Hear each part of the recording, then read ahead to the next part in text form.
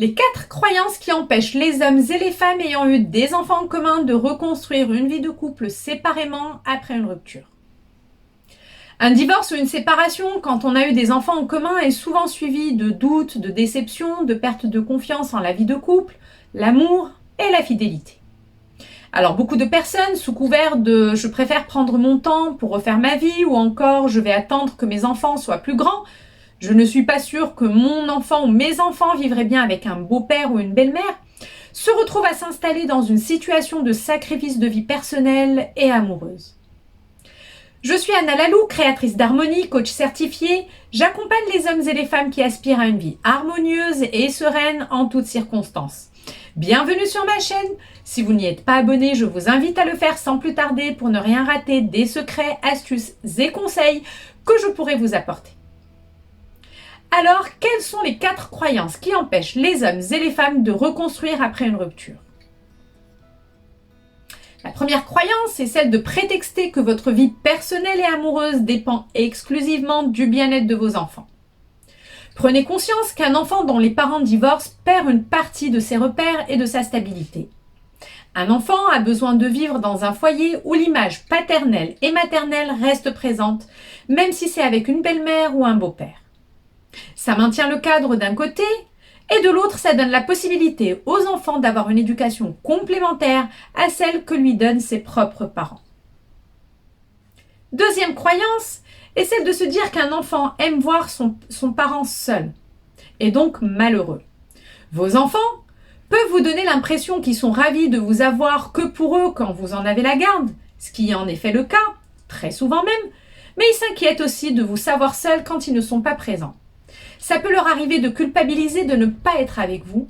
De ce fait, ils développent un sentiment de responsabilité envers vous. Ils en perdent leur place d'enfant. Troisième croyance, celle de retarder l'échéance, ou je dirais plutôt de reporter la possibilité de reconstruire à un moment ultérieur. Quand les enfants grandiront un petit peu plus, quand ils seront adultes, indépendants, quand ci, quand ça, repousser les moments de l'occasion de refaire sa vie sous ces prétextes-là, c'est surtout s'installer dans de nouvelles habitudes et de ne pas vivre le moment présent. Jusqu'au jour où en effet tout ce que vous auriez programmé se met en place et que vous vous retrouviez seul, et seulement à ce moment-là, vous commencerez à penser à reconstruire une vie de couple. Seulement voilà, vous ne saurez plus faire. Vous avez vos habitudes, votre organisation, et vous craignez qu'elles soient chamboulées. Et oui, elles le seront. Seulement, vous serez plus attentive à votre confort et vos habitudes. Et quelle que soit la personne ou l'heureux élu, vous y verrez une montagne de choses à sacrifier.